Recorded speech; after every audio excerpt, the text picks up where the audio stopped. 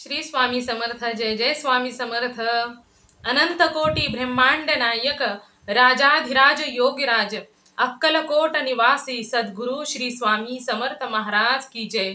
कसे आहात सर्व स्वामी भक्तांनो? तुम्ही सदैव आनंदी राहा हीच स्वामींच्या चरणी प्रार्थना। तुमच्या सर्व चांगल्या इच्छा स्वामी महाराज पूर्ण करोत आणि आजचा दिवस तुमचा आनंदात जाओ हीच स्वामींच्या चरणी प्रार्थना। प्रथम तुम्हा सर्वांचं खूप खूप मनापासून स्वागत आहे माझ्या चॅनलमध्ये। मित्र आणि मैत्रिणींनो, श्री स्वामी समर्थांचे अनुभव हे खरोखरच मनाला काळजाला भिडणारे अनुभव आहेत। मित्र आणि मैत्रिणींनो, प्रत्येक श्री स्वामी समर्थांच्या अनुभवातून काही ना काही प्रत्येकाला शिकायला भेटत असतं। ज्या भक्ताने असीम भक्ती केली, ज्या भक्ताने स्वामींवर पूर्ण विश्वास ठेवला आणि स्वामींची भक्ती करायला सुरुवात केली, त्या भक्ताला मात्र स्वामींनी कधीच एकटं सोडलं नाही। ज्या वेळेस स्वामींनी त्या भक्ताचा हात धरला त्यावेळेस मात्र त्या भक्ताच्या आयुष्यामध्ये येणारं प्रत्येक दुःख, अडचणी, संकटे या सर्वांना स्वामींना ओलांडून पुढे जावं लागत होतं। त्यामुळे त्या भक्तापर्यंत काहीच पोहोचलं नाही। मित्र आणि मैत्रिणींनो, श्री स्वामी समर्थांची कधीही भक्ती केलेली वाया जात नाही। फक्त कधी कधी फरक एवढाच असतो की एखाद्या भक्ताला श्री स्वामी समर्थांची भक्ती करायला सुरुवात केली की लगेच स्वामी त्या भक्तावरती प्रसन्न होत असतात।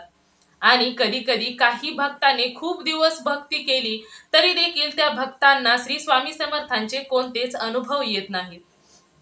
असंच काहीच असतं, परंतु लगेच श्री स्वामी समर्थांचे अनुभव येत नाहीत किंवा आपल्या पाठीमागचे भोग संपत नाहीत म्हणून भक्ती करणं सोडून द्यायचं नाही। कारण असतात काही आपल्या आयुष्याचे भोग, त्यामुळे देवाला कधीही दोष द्यायचा नसतो। मित्र आणि मैत्रिणींनो, ज्या वेळेस आपला जन्म होत असतो त्या जन्माबरोबरच आपले प्रारब्ध आपल्या बरोबर आलेले असते। मित्र आणि मैत्रिणींनो, कधीही कोणाचाही जन्म असाच होत नसतो, कारण त्या जन्माबरोबरच आपल्या कर्माचे भोग काहीतरी असतात, काहीतरी त्या जन्माबरोबरच आपल्या बरोबर आलेले सर्व काही गोष्टी असतात ज्या आपल्या आयुष्यामध्ये घडत असतात। मित्र आणि मैत्रिणींनो, काही गोष्टींना काही ना काही कारण ही नक्कीच असतात, त्यामुळे ईश्वराला दोष देणं हे मात्र खूप चुकीचं आहे। आपल्याच कर्माचे भोग असतात, त्यामुळेच तर काही लोकांना श्री स्वामी समर्थांचे किंवा कोणत्याही ईश्वराची भक्ती करायला सुरुवात केली की ते ईश्वर प्रसन्न होत असतात। त्याच्या पाठीमागे असते त्या लोकांची किंवा त्या भक्तांचे कर्म, आणि त्यामुळेच त्या भक्ताचे भोग हे संपलेले असतात, त्यामुळे ईश्वर त्या भक्तावरती प्रसन्न होत असतात। आणि कधी कधी ईश्वराची खूप भक्ती करून सुद्धा ईश्वर प्रसन्न होत नाहीत, त्याच्या पाठीमागे असते त्या भक्ताचे भोगायचे राहिलेले कर्म असतात। मित्र आणि मैत्रिणींनो, श्री स्वामी समर्थ हे असे आहेत की तुम्ही कधीही त्या स्वामींची भक्ती करा, कोणत्याही दिवसापासून, आतापासून जरी स्वामींची भक्ती तुम्ही करायला सुरुवात केली तरी देखील स्वामी व्याजासकट त्याचे फळ हे तुम्हाला देत असतात। परंतु कधी कधी वेळ लागत असतो तर कधी कधी लवकर होत असतात। मित्र आणि मैत्रिणींनो, परंतु ज्या वेळेस स्वामींनी त्या भक्ताचा हात पकडला त्यावेळेस मात्र तो भक्त कधीही एकटा राहत नाही। मित्र आणि मैत्रिणींनो, श्री स्वामी समर्थ ज्या वेळेस एखाद्या भक्तावरती खूप प्रसन्न होतात त्यावेळेस मात्र स्वामी त्या भक्ताला अलगद कोणत्याही संकटातून बाहेर काढत असतात। त्याच पद्धतीने आजचा अनुभव आहे मित्र आणि मैत्रिणींनो, एका ताईंचा आज मी तुम्हाला अनुभव सांगणार आहे। आणि त्या ताईंच्या आयुष्यामध्ये खूप बिकट परिस्थिती, खूप म्हणजे त्यांच्या घरामध्ये एका टायमिंगला अन्न देखील खायला मिळत नव्हतं, इतकी त्यांच्या घरामध्ये वाईट अवस्था होती। मित्र आणि मैत्रिणींनो, आणि त्या मुलीने राजकुमाराचं स्वप्न पाहिलं, कारण काही गोष्टी अशा असतात की आपल्या समोरच मांडलेले असतात आणि अशा आयुष्यामध्ये जर एखादं खूप मोठं स्वप्न पाहणं हे देखील चुकीचं असतं। त्याच पद्धतीने नेमकं या ताईंच्या आयुष्यामध्ये झालं। या ताईंच्या आयुष्यामध्ये खूप बिकट परिस्थिती होती, त्यांना एका टायमिंगचं जेवण सुद्धा मिळणं मुश्किलीनं मिळत होतं। तर त्या ताईंचा अनुभव चला तर त्या ताईंच्या शब्दामध्ये ऐकायला सुरुवात करूया। ताई सांगायला सुरुवात करतात, श्री स्वामी समर्थ, जय जय स्वामी समर्थ। सर्वात प्रथम तुम्हा सर्वांना, माझ्या आयुष्यामध्ये खूप अडचणी, खूप दुःख आणि खूप संकटे होती। माझ्या आई वडिलांना आम्ही 7 जणी बहिणी होतो, आणि खरं सांगायचं म्हटलं तर एका मोठ्या बहिणीचं लग्न झालं होतं आणि आम्ही 6 जणी बहिणी राहिलो होतो। आणि 6 ही जणी बहिणी एका पाठोपाठ मोठा झालेलो होतो आणि माझ्या अगोदरची अजून एक बहीण होती, म्हणजे माझा होता 3रा नंबर. आणि आज मी तुम्हाला स्वामींचा जो अनुभव सांगत आहे तो माझ्या आयुष्यामध्ये खूप खूप म्हणजे मी कोणत्याही प्रकारची सेवा काहीही न करता स्वामी माझ्यावर प्रसन्न झाले. आणि ते कसे प्रसन्न झाले हेच मी आज तुम्हाला या अनुभवातून सांगणार आहे. माझ्या घरची परिस्थिती एवढी बिकट, माझे वडील हे फरशी बसवण्याचे काम करायचे आणि त्यांना एवढी काही भरपूर कामं मिळत नव्हती, कारण तेच घ्यायचे आणि ते एकटेच करायचे. त्यांनी कधीही त्यांच्या हाताखाली एखादाही माणूस घेतला नव्हता, कारण त्यांची परिस्थिती त्यांना जबाब सतत विचारत होती. आणि घरामध्ये त्यांच्या डोक्यावर एवढा टेन्शन होतं की 6 मुलींचं लग्न, शिक्षण आणि त्याचबरोबर माझी आई ही सतत आजारी असायची. तिला कोणता ना कोणता आजार हा सतत लागलेला असायचा. ती कोणत्याही प्रकारे काम वगैरे काहीही करत नव्हती. ती सतत आजाराने पीडित, म्हणजे तिला काहीच काम होत नव्हतं. तिचं हे शरीर दुख, ते शरीर दुख, म्हणजे काही ना काही तिचं दुखणं हे सतत चालूच होतं आणि तिला काम मात्र कसलंही होत नव्हतं. आणि त्याच पद्धतीने घरामधील परिस्थिती, घरामध्ये जे काही करायचं ते आम्हा बहिणींनाच करावं लागायचं. आणि त्याचबरोबर वडील हे बाहेरचं काम करायचं. आणि अशी ही परिस्थिती घरामध्ये आमच्या कोणत्याही देवी देवतांची आम्ही पूजा वगैरे काही करत नव्हतो. फक्त आणि फक्त आमच्या घरामध्ये एक रेणुका मातेचा फोटो होता आणि त्याच फोटोला आम्ही दिवाबत्ती संध्याकाळी सकाळची दिवाबत्ती करायचो. याच्या व्यतिरिक्त आमच्या घरामध्ये कोणत्याही देवाचा किंवा कशाचाही फोटो वगैरे नव्हता. आणि अशी परिस्थिती की प्रत्येक उठलं सकाळ झाली की काही ना काही खूप संकटे समोर उभी दिसायची. त्यामुळे कोणता देव कोणतं काय काहीही नाही, आयुष्यामध्ये काहीच नाही. आणि माझी बहीण एका हॉस्पिटलमध्ये रिसेप्शनचं काम करायची, कारण असं वाटायचं की आपण आपल्या वडिलांना किंवा आपल्या कुटुंबांना 1 रुपया जरी आणून दिला तर तो खूप मोठा हातभार होता.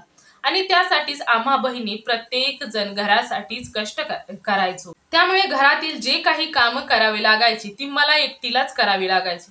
सकाळची ताई मला थोडासा हातभार लावायची आणि त्यानंतर ती तिच्या जॉबसाठी निघून जायची. आणि त्यानंतर माझं सतत घरातील कामं, माझा कॉलेज, आणि कधी कधी तर कॉलेजला जाणं सुद्धा होत नव्हतं. त्यामुळे घरातली कामं एवढी असायची, कारण बाकीच्या बहिणी देखील माझ्यापेक्षा लहान होत्या. त्यांच्यासाठी देखील सर्व काही स्वयंपाक भरपूर बनवावा लागायचा आणि त्यामुळे वेळ घरामध्ये निघून जायचा.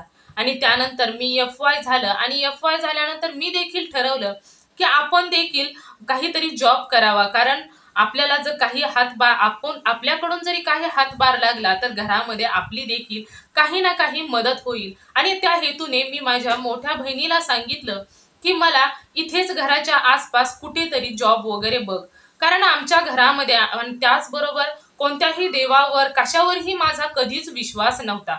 कोणते देव असतात किंवा काही घरामध्ये चमत्कार होऊ शकतात किंवा कोणत्या देवाची सेवा केल्यानंतर काहीतरी घरामध्ये बदल होतो असं अजिबात नाही, कारण देव हे लक्षातच येत नव्हतं. कारण आयुष्यामध्ये एवढ्या अडचणी होत्या आणि एवढं टेन्शन होतं की कधी कधी तर मला असं वाटायचं की काय ही घराची परिस्थिती, काय आमच्या घराची अवस्था आहे आणि कधी बदलेल, म्हणजे असं सतत वाटायचं. म्हणजे एवढं टेन्शन की काय आमच्या घरामध्ये आहे. आणि घरामध्ये जर कधी पाहिलं तर सतत म्हणजे असं एकदम वेगळंच वातावरण होतं आणि टेन्शनने घर भरलेलं होतं असं वाटायचं. आणि त्याच पद्धतीने मी माझ्या मोठ्या बहिणीला सांगितलं की मला कुठेतरी जॉब बघ. आणि तिने 1-2 कंपनीमध्ये विचारलं, परंतु ती कंपनीमध्ये जाणं खूप दूरपर्यंत होतं. मग त्यानंतर तिने एका जवळच्याच कंपनीमध्ये विचारलं आणि त्यानंतर तिथली कंपनी अशी होती की बदाम फोडायला, तिथे बदाम फोडण्याचं काम व्हायचं. आणि त्यानंतर मग म्हटलं की चला काही पैसे देतील ते देतील, परंतु घरामध्ये तेवढ्या पैशाने तर मदत होईल. आणि असं घराच्या जवळच ती कंपनी होती, त्यामुळे ठरवलं की आपण घरातील कामे आवरून त्यानंतर आपण तेथे जॉब सुद्धा करू शकतो. आणि त्यानंतर मग मी ठरवल्याप्रमाणे तेथे कंपनीमध्ये गेले आणि तेथे बदाम फोडण्याचं काम. आता बदाम म्हणजे ते अख्खं बदाम फोडायचं आणि त्यानंतर त्या अख्खं बदामाचं 2 भाग करून ते गोड जे स्वीट्स पदार्थ असतात म्हणजे मिठाई याच्यावर त्या अख्ख्या बदामाच्या चिपळ्या अशा बसवल्या जातात, म्हणजे भाग बसवले जातात. त्यासाठीच ते अख्खे बदाम फोडण्याची ती कंपनी होती.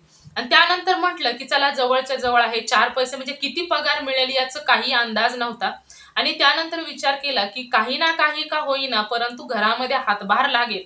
आणि त्या हिशोबाने मग तेथे काम करायला सुरुवात केली.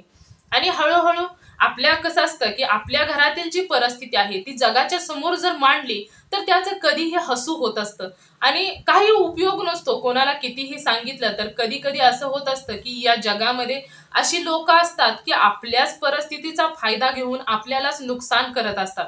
त्यामुळे मी असं ठरवलं होतं की आपली काही परिस्थिती जी काही असेल ती कधीच कोणालाच सांगायची नाही. आणि त्यानंतर मी तेथे दररोज जॉबला जाऊ लागले आणि हळूहळू असं झालं की तेथील काही बायकांची किंवा काही स्त्रियांची माझी ओळख झाली. हळूहळू सर्वांशी बोलणं वगैरे. मग ती मला विचारायची की तू एवढी नाजूक आहेस, तू खूप सुंदर आहेस दिसायला आणि तू कशाला जॉब वगैरे करत असते, तुझं शाळा कॉलेज शिकायचा दिवस आहे, तू शिक्षण घे, पुढं काहीतरी कर. परंतु मी म्हटलं की नाही, मला आवड आहे, मला जॉब करायचा आहे आणि मला शिकत शिकत सुद्धा काही चार पैसे कमवण्याची खूप आवड आहे आणि त्यासाठीच मी जॉब करत आहे, म्हणजे मी अशी सांगायची. आणि त्यानंतर ज्या माझ्याशी एका ताईंचं जास्त म्हणजे बोलणं वगैरे, त्यांना माझे खूप विचार पटू लागले किंवा त्यांना मी खूप आवडत होते असं जरी म्हटलं तरी देखील चालेल. आणि त्या ताई म्हणजे एक माझ्या काकूबाईच्या म्हणजे वयाच्या होत्या, परंतु मी त्यांना ताईच बोलायचे. आणि त्यानंतर त्यांचं बोलणं सतत म्हणजे माझ्याशी खूप मनापासून त्या बोलायच्या, माझी काळजी करायच्या आणि हळूहळू असे 2-3 महिने झाल्यानंतर त्यांचं आणि माझं रिलेशन खूप जवळचं झालं. आणि त्या काय करायच्या की एखाद दिवशी जरी मी नाही गेले जॉबला तर ते मला फोन करायच्या आणि बोलायच्या, तू का आली नाहीस, मी तुझ्यासाठी हा पदार्थ बनवून आणला होता, तुला खूप आवडतो ना. अशा पद्धतीने मग आमच्या दोघींची खूप जवळीकता वाढत गेली. तर त्या त्या कंपनीच्या त्या मॅनेजर होत्या. मग त्यामुळे त्या सतत आणि त्यांचा जॉब हा त्या मॅनेजर होत्या, परंतु त्यांचे मिस्टर हे देखील खूप चांगल्या कंपनीमध्ये गव्हर्नमेंटच्या जॉबवरती होत्या आणि त्याचबरोबर त्यांच्या घरची परिस्थिती देखील खूप चांगली होती. परंतु त्या ताई अशा म्हणायच्या की आपली मुलं शिकत आहेत आणि जर आपण घरी बसलो तर हे जे पैसे मिळत आहेत ते सुद्धा मिळायचे नाहीत आणि त्यानंतर आपल्या मुलांच्या शिक्षणासाठी कधीही काही कमी पडू नये यासाठी मी जॉब करते. आणि त्यानंतर मी एवढ्या ताईंचं आणि माझं एवढी जवळीकता झाली होती. परंतु कधीच नाही, कधीच मी त्यांना माझ्या घरची परिस्थिती कळू दिली नाही आणि त्यानंतर त्या हळू माझ्याशी सतत म्हणजे एका मैत्रिणीपेक्षाही जवळच्या झाल्या. त्यांना माझी काळजी वाटू लागली. त्या सतत माझ्याशी गोड-गोड बोलायच्या. आमच्या दोघींचं म्हणजे जवळीक खूप वाढत गेली आणि त्यानंतर हळू असेच खूप दिवस गेले आणि काम जॉब करत-करत एक माझं वर्ष देखील झालं. आणि वर्ष झाल्यानंतर माझी जी मोठी बहीण होती, तिचं लग्न म्हणजे असं लग्न तिला पाहण्यात, आता तिचं लग्न करायचं आणि मग त्यावेळेस तिला एक जाग आला. परंतु लग्न करायचं जरी म्हटलं तरी आमच्याकडे असे पैसेच नव्हते. म्हणजे अशी आमच्या घरची परिस्थिती होती की 7 जणी बहिणी, आता त्यातल्या मोठ्या बहिणीचं लग्न झालं होतं, परंतु तिची देखील परिस्थिती एवढी ठीक नव्हती. परंतु तिला तिच्या घरची जी लोकं होती ती खूप त्रास द्यायची. म्हणजे तिचे सासू, सासरा, मिस्टर तिला खूप त्रास द्यायचे. परंतु ती देखील विचार करायची की आपल्या आई-वडिलांच्या घरी जाऊन करणार काय? कारण तेथील परिस्थिती अशी आहे. मग ठीक आहे बाबा, की इथे जो काही त्रास आहे तो त्रास सहन करायचा. कमीत कमी इथे 2 टायमिंगचं जेवण तरी मिळत आहे. असा माझी जी मोठी बहीण होती ती विचार करायची आणि ती देखील आमच्याकडे येत वगैरे नव्हती. कधी काही कार्यक्रम वगैरे असला तर तेवढ्यापुरतीच यायची आणि त्यानंतर निघून जायची. म्हणजे काही महत्त्वाचं असेल तरच. त्या मोठ्या बहिणीच्या घरची खूप लोकं तिला त्रास द्यायची. परंतु ती म्हणायची, "ठीक आहे, आई-वडिलांच्या घरी जाऊन तर काय करणार? त्यांचंच त्यांच्यासमोर खूप मांडलेलं आहे."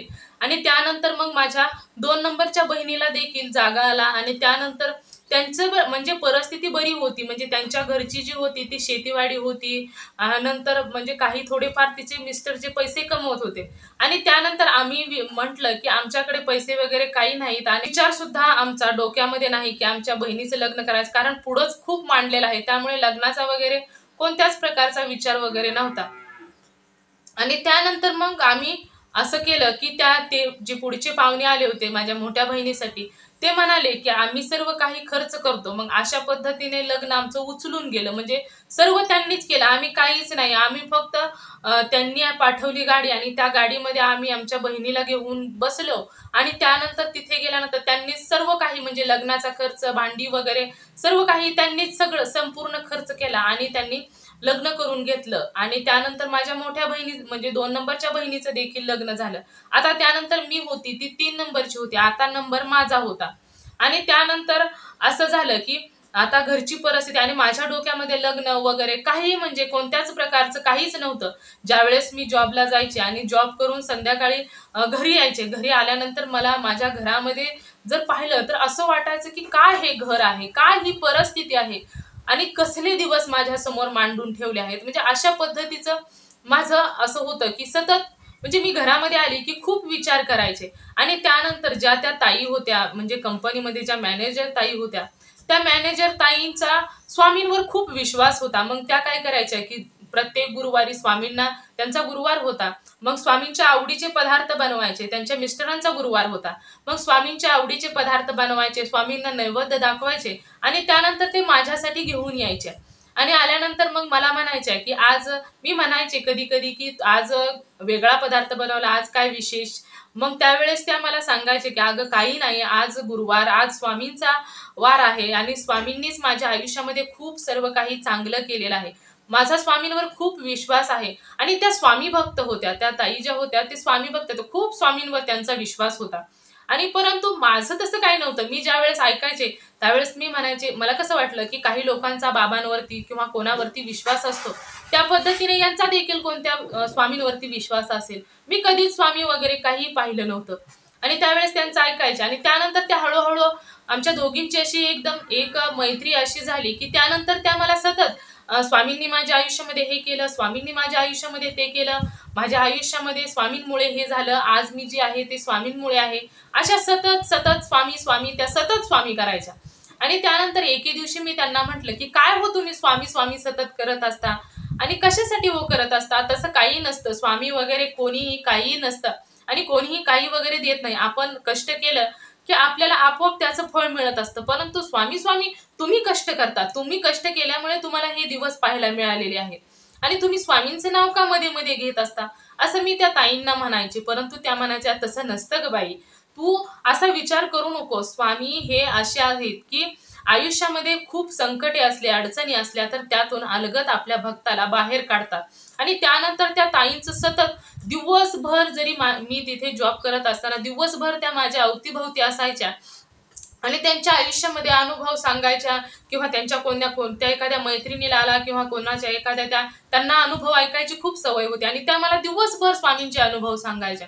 आणि त्यानंतर असं होऊ लागलं, की त्यांचं स्वामी, स्वामी, श्री स्वामी समर्थ ऐकून माझ्या देखील डोक्यामध्ये असं स्वामींचं नाव सारखं असं म्हणजे डोक्यामध्ये एवढं.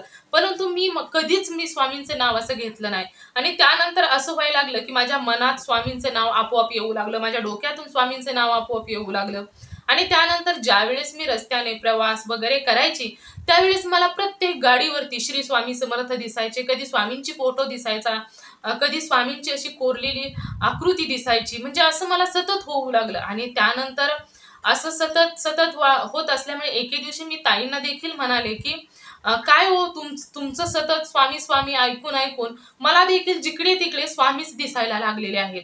म्हणजे मी ज्यावेळेस प्रवास करत असेल, त्यावेळेस स्वामी किंवा एखाद्या रिक्षातून जात असेल, तर त्या रिक्षामध्ये श्री स्वामी समर्थ लिहिलेलं असतं किंवा स्वामींचा फोटो असतो. म्हणजे ज्यावेळेस मी घरामध्ये जाते, त्याच वेळेस मला स्वामी फक्त दिसायचे बंद होतात. परंतु ज्यावेळेस मी घरातून बाहेर पडते, त्यावेळेस मला सतत श्री स्वामी समर्थ जाताना, येताना, प्रवास करत असताना दिसत असतात आणि दिवसभर तर तुम्ही स्वामींविषयी सांगत असता. त्यावेळेस त्या ताई मला म्हणाल्या, "का अगं तसं नसतं. ज्या भक्ताला स्वामींना ज्या भक्ताकडून सेवा करून घ्यायची असते, त्याच्याकडून स्वामी हे सेवा करूनच घेत असतात.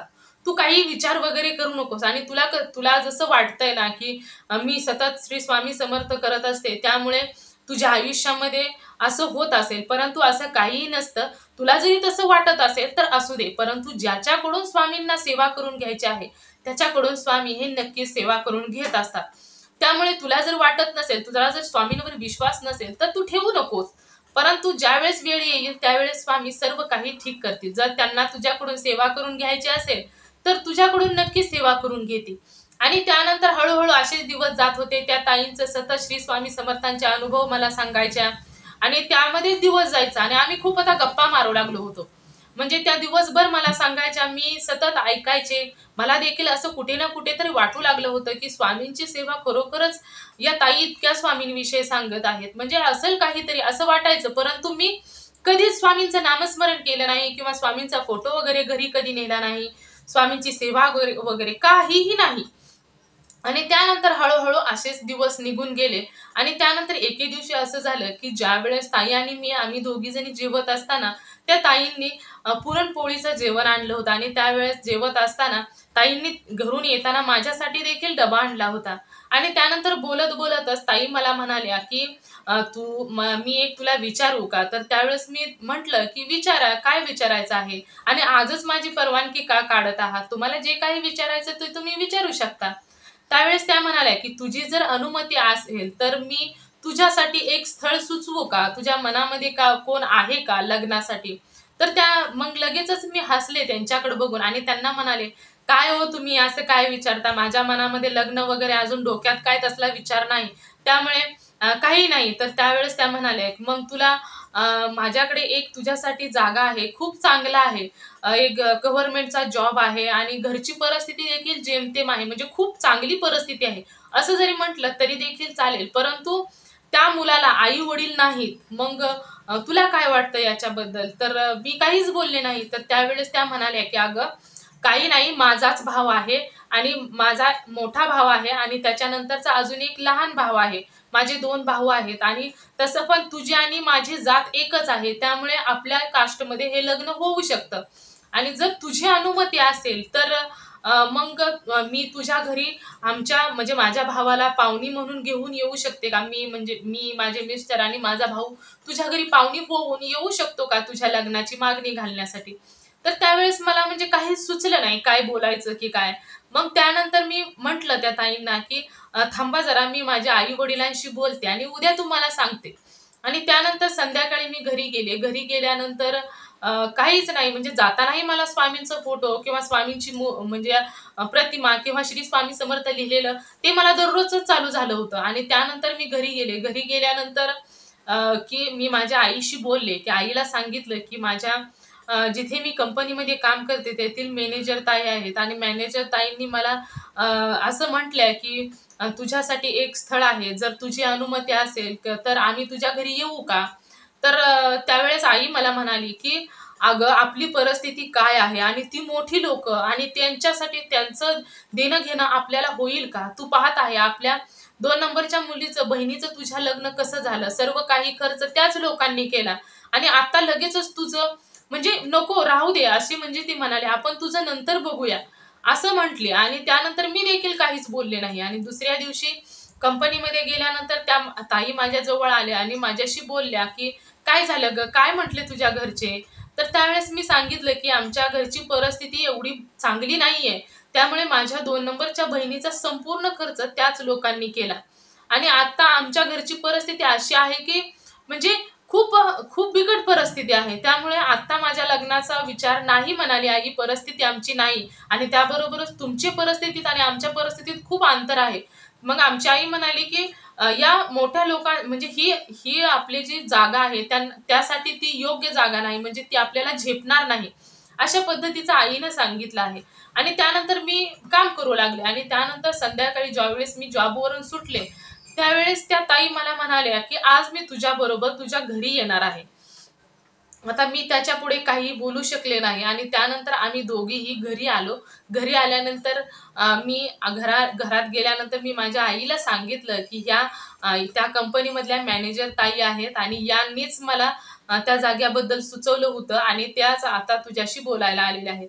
मग त्यानंतर माझ्या वडिलांना फोन करून बोलवून घेतलं. सर्वजण एका जागेवरती बसलो आणि बसल्यानंतर त्या ताई म्हणाल्या, की "तुम्ही काहीही काळजी करू नका, की तुम्ही कोणत्याही प्रकारचं टेन्शन वगैरे घेऊ नका. माझ्या भावाला कोणत्याही प्रकारचं व्यसन वगैरे काही नाही. माझा भाऊ निर्व्यसनी आहे आणि त्याचबरोबर माझ्या भावाला कंपनीमध्ये गव्हर्नमेंटचा जॉब आहे. घरची परिस्थिती जेमतेम आहे. माझा बारका जो भाऊ आहे तो कॉलेज करत आहे, म्हणजे तो शिकत आहे. आणि घरामध्ये माझे आई-वडील खूप दिवसापूर्वीच वारलेले आहेत. त्यामुळे घरामध्ये कोणतीही स्त्री वगैरे घरामध्ये नाही. मग मला असं वाटतं, की तुमची मुलगी माझ्या भावाला तुम्ही द्यावी." तर त्यावेळेस माझ्या आईनं सांगितलं, की "आमची परिस्थिती नाही, तुम्ही तर पाहत आहात. तुमच्यापासून काहीच लपवायची गोष्ट नाही. आमची परिस्थिती कशी आहे हे तुम्हाला समजत आहे." मग त्यानंतर त्या ताई म्हणाल्या, की "तुम्ही कोणत्याही प्रकारचं टेन्शन घेऊ नका. जो काही खर्च येईल तो आम्ही करेल. संपूर्ण खर्च आम्ही करतो आणि त्याचबरोबर तुम्हाला देखील खर्चायला आम्ही थोडेफार पैसे देऊ आणि एवढं तरी मग एवढं संपूर्ण केल्यानंतर तरी तुम्ही होकार द्याल का? तर त्यावेळेस आई काहीच बोलू शकली नाही. मग त्यावेळेस ताई म्हणाल्या की आम्ही 2 दिवसांनी त्याला सुट्टी आहे आणि त्यानंतर आम्ही तुमच्या घरी पाहुणे होऊन येऊ. आणि त्यानंतर त्या ताईंना माझा स्वभाव एवढा आवडला होता की त्या ताईंना माझ्याविषयी खूपच आपुलकी वाटत होती आणि मी त्यांच्या हाताखाली 1.5 वर्ष काम केलं होतं.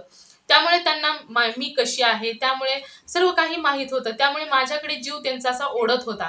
त्यानंतर 2 दिवसानंतर त्या ताई माझ्या घरी पाहुणी होऊन आल्या आणि आल्यानंतर मी म्हणजे त्यांच्या भावाला पाहिलं तर ते देखील खूपच समंजस्य वाटले. कारण त्यांच्याकडे पाहिल्यानंतरच एक वेगळाच अनुभव आला आणि त्यानंतर सर्व काही खर्च त्यांनीच केला. म्हणजे आम्हाला काहीच म्हणाले नाही. त्यानंतर मला पाहिलं म्हणजे त्यांच्या भावाने अगोदर मला पाहिलं नव्हतं. त्यामुळे त्यांनी मला पाहिलं आणि त्यावेळेसच सर्व काही म्हणजे झालं. म्हणजे त्यांनी सांगितलं की आम्हाला मुलगी पसंत आहे. आम्ही सर्व काही खर्च करायला तयार आहे.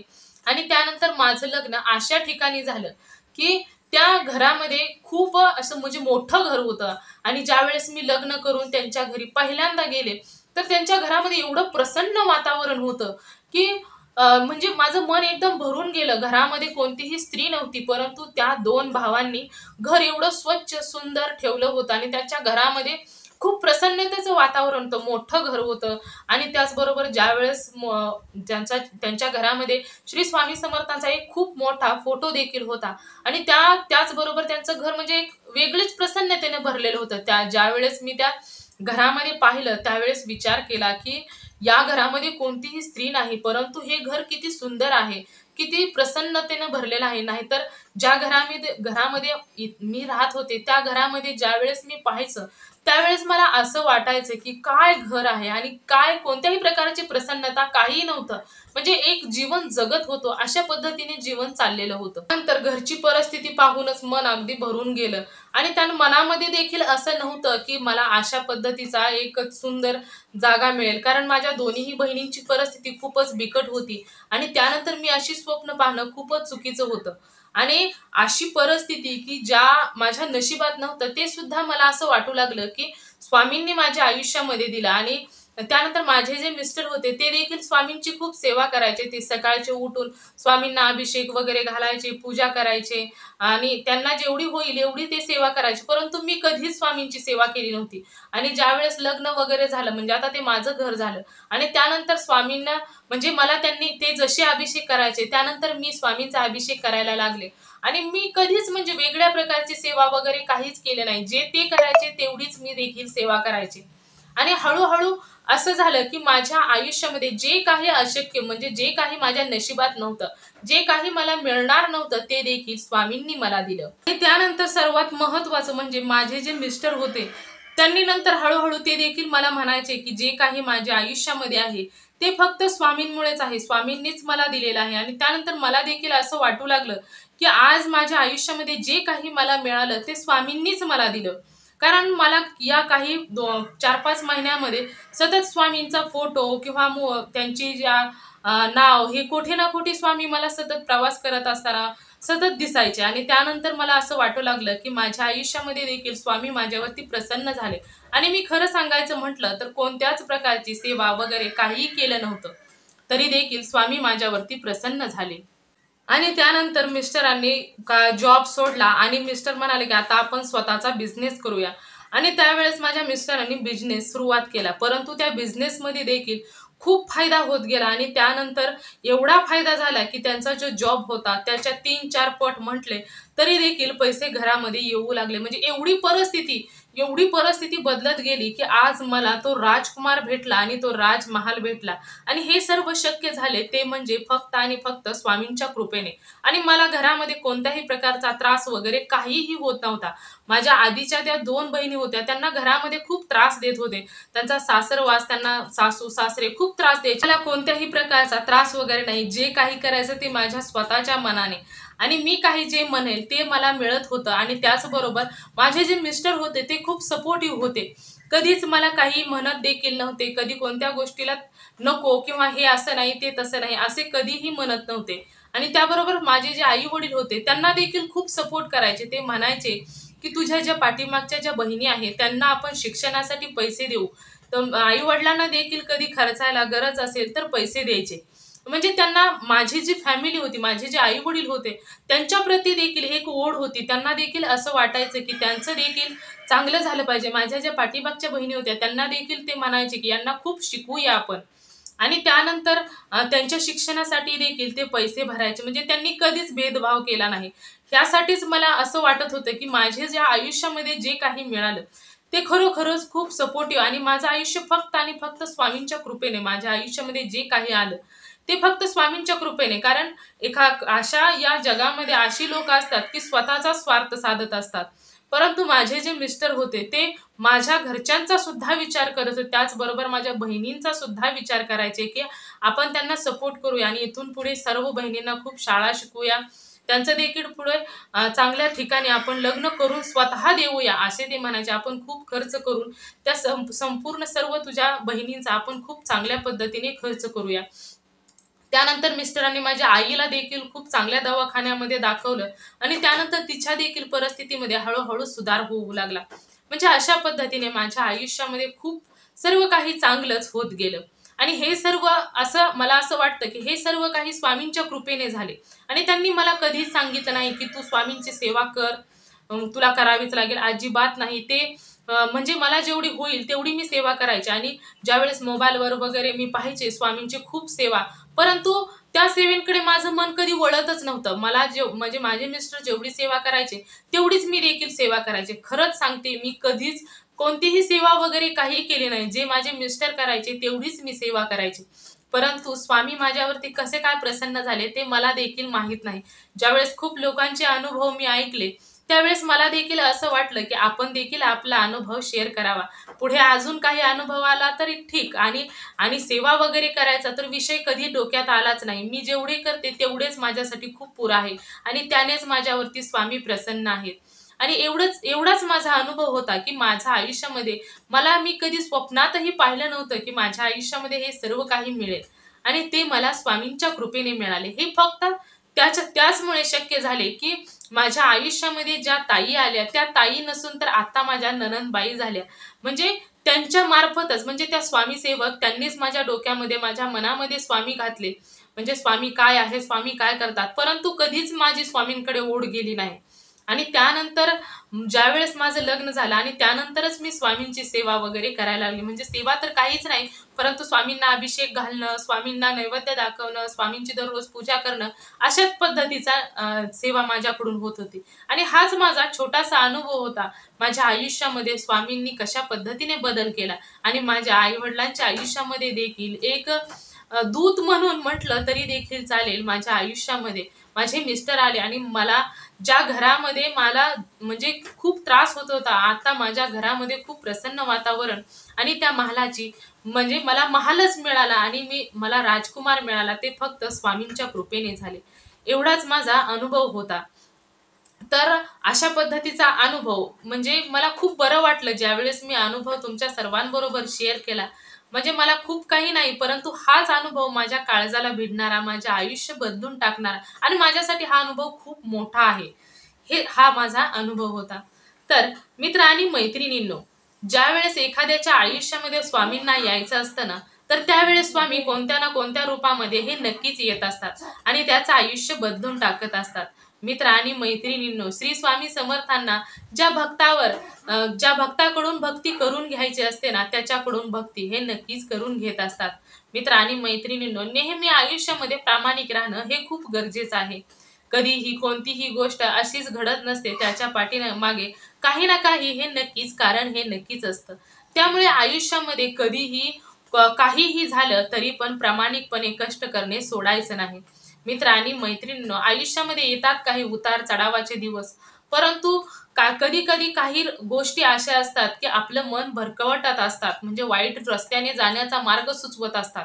परंतु जी लोक ईश्वराची भक्ती किंवा त्यांचा विश्वास असतो, म्हणजे ते प्रामाणिकपणे कष्ट करतात, अशा लोकांवर कधीही ईश्वर त्या लोकांना वाईट दिशेने जाऊ देत नाहीत. मित्र आणि मैत्रिणी, या ताईंचा अनुभव अशा पद्धतीचा होता. तुम्हाला या ताईंचा अनुभव कसा वाटला नक्कीच मला कमेंट करून सांगा. आणि जर तुम्हाला देखील श्री स्वामी समर्थांचा एखादा अनुभव आलेला असेल तर तो नक्कीच माझ्याबरोबर शेअर करायचा आहे. मित्र आणि मैत्रिणींनो, तुम्ही सर्वजण सदैव सुखी राहा, समाधानी राहा, आनंदी राहा, हीच स्वामींच्या चरणी प्रार्थना. आणि तुमच्या सर्वांना श्री स्वामी समर्थ. जय जय स्वामी समर्थ. धन्यवाद.